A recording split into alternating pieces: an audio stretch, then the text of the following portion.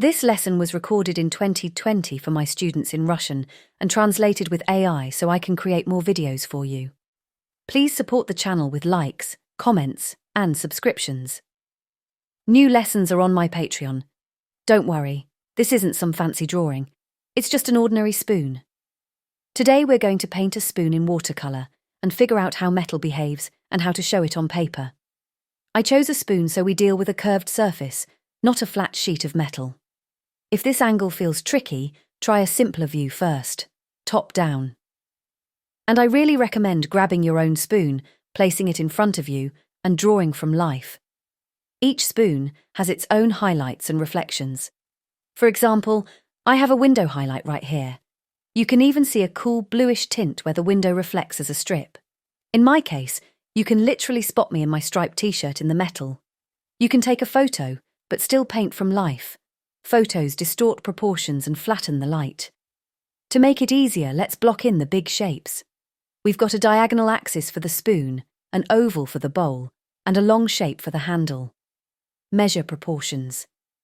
In a standard tablespoon, the handle length fits into the hole a bit more than twice. Check your spoon. They differ. If I draw straight guidelines, the widest part of the bowl is here, and the thickest area is about this far along. We're not drawing a pure top view, it's slightly tilted. When the object tilts, the far side narrows because of foreshortening. One rim will look straighter, the other more curved. Handles often read flatter, smoother. On the bowl, one side will feel more convex, the opposite smoother. And that's okay. Show that difference. Your first construction might take about 30 minutes. You might not love the result. Don't stress. Give yourself a break. Reward yourself with a little treat, and come back with a fresh eye. When we stare too long, the brain overloads and stops seeing clearly. Step back, look from a distance, reset your eyes, then continue. I'm opening up this section a bit more, lifting this part slightly higher, just small adjustments as I compare angles.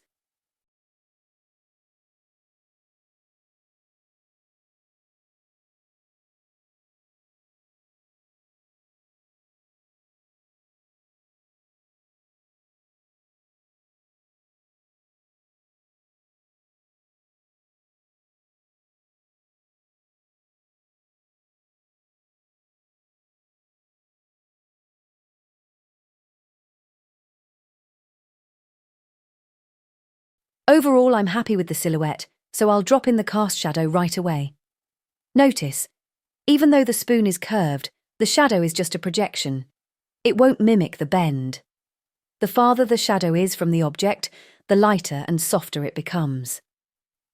The darkest part is right where the spoon touches the surface, and then it gently fades out.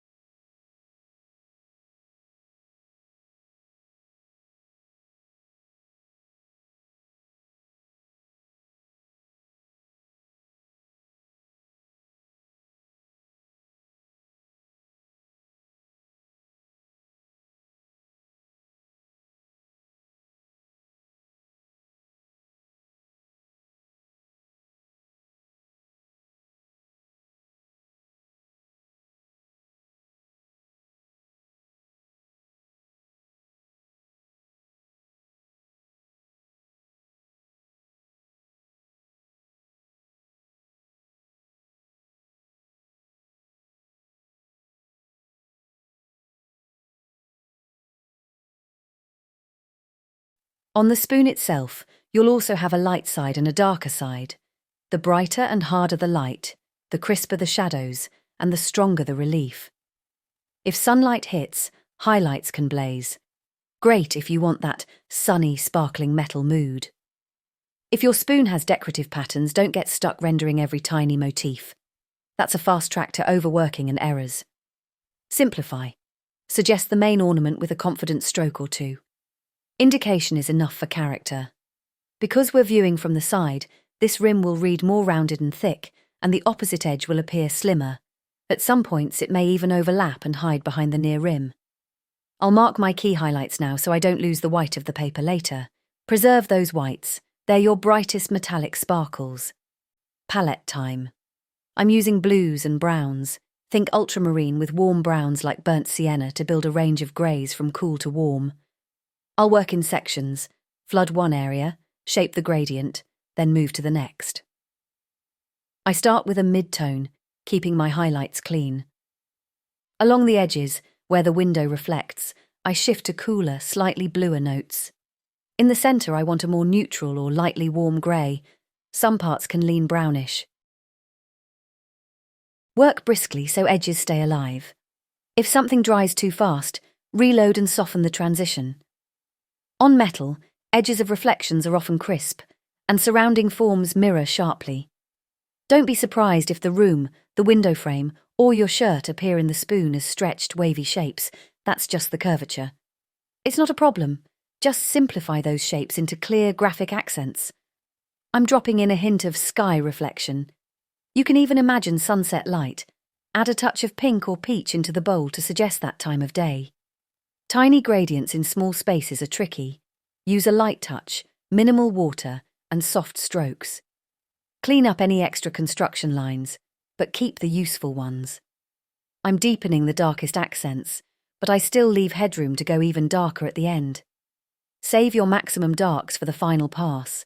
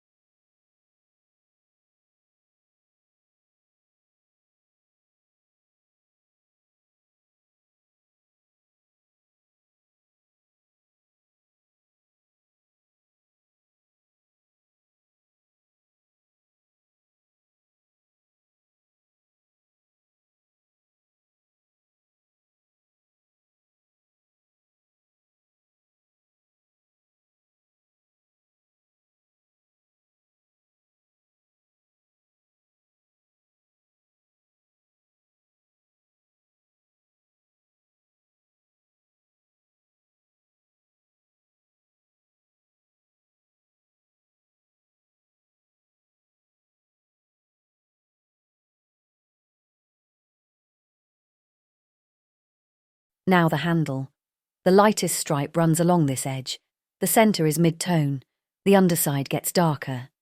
Add subtle reflected lights along the edges. Metal bounces light everywhere. Then push the base shadow under the handle a bit darker to seat it on the surface. For that little ornament line, I first drew the contour, then glazed a darker stroke on the shadow side to pop the relief.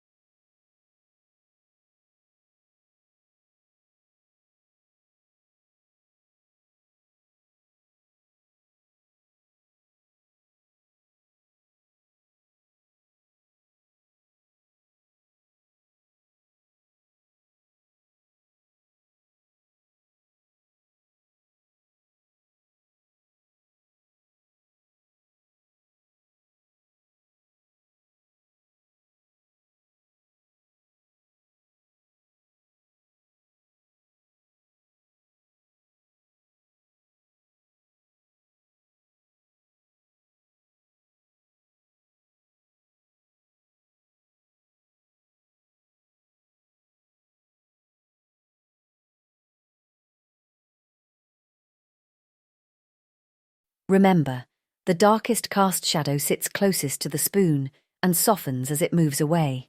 A quick note about granulation. Some pigments, like ultramarine, granulate as they dry, forming delicate speckles. In mixes with browns, this can create a textured, almost dusty shadow. That's not a flaw. Many artists love it, especially for urban textures. Even on the spoon's shadow, a touch of granulation can look beautiful. If you want ultra-smooth metal, avoid heavily granulating mixes and choose smoother pigments. Every paint has its quirks. Get to know yours. As for light temperature, choose your mood. Warm light will give honeyed highlights. Cool light will push blues and silvers. I'm going a bit warmer today. There's a subtle yellowish glow I want to keep.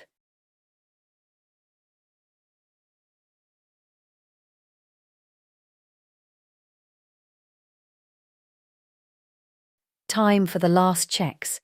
Lift a few tiny sparkles if needed. Sharpen a contour here and there, and erase any remaining pencil that distracts. That's it. 2 quick studies on one sheet, and the spoon feels convincingly metallic.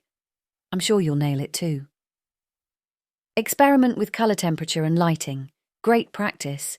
Small studies like this build your visual library, so later you can confidently paint all kinds of metal. Spoons, cars, kettles, mugs. whatever you meet in your paintings. Thanks for painting with me. See you in the next lesson. Bye.